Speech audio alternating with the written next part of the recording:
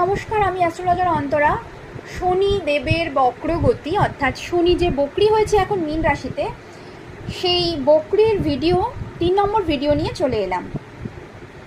তো প্রথম দুটো ভিডিওতে আমি মেষ, বৃষ, মিথুন আর কর্কট, সিংহ, কন্যা নিয়ে বলেছি। আজকে বাকি 3টে রাশি নিয়ে বলবো। এর পরের 3টে রাশি নিয়ে বলার আগে বলে নিই, শনিদেব বক্রি হয়েছেন গত 13ই জুলাই 2025। এই শনি গ্রহের বক্রগতি কিন্তু প্রাপ্ত হয়েছে, অর্থাৎ শনি বক্রি হয়েছে মীন রাশিতে। আর এই 13ই জুলাই 2025 থেকে পুরো টানা 139 দিন কিন্তু এই শনির বক্রগতি বা শনি এই বক্রি অবস্থাতে অবস্থান করবে মীন রাশিতে। আর এই শনির এই বক্রি অবস্থায় মীন রাশিতে অবস্থানের কারণে প্রত্যেকটা রাশির ওপর কী কী রেজাল্ট হতে চলেছে, কি কি প্রভাব পড়তে চলেছে, সেটা নিয়েই আজকের আলোচনা। তো আজকের বাকি 3টে রাশি, প্রথম রাশি তুলা রাশি।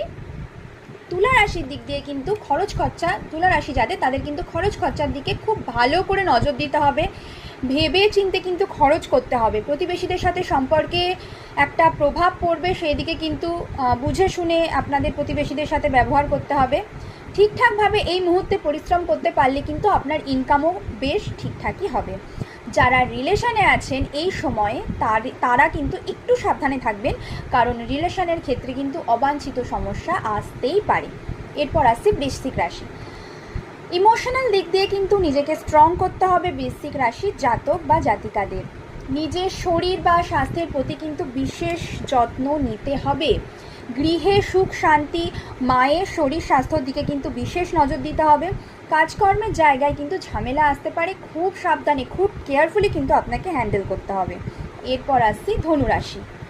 ধনুরাশির জাতক জাতিকাদের 3টে জিনিস তো খুব ভালো করে খেয়াল রাখতে হবে। সেটা হচ্ছে 1 নম্বর মা, দ্বিতীয়ত হচ্ছে সন্তান এবং তৃতীয়ত হচ্ছে নিজের কাজ, কেরিয়ার।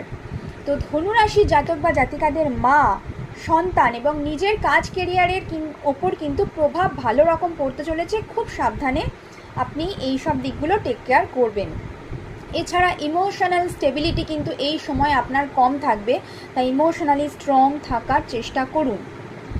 বাড়িতে সুখ শান্তি কম থাকবে, এই দিক দিয়ে একটু সাবধানে থাকতে হবে। নিজেকে ডিসিপ্লিনের মধ্যে রাখার চেষ্টা করুন।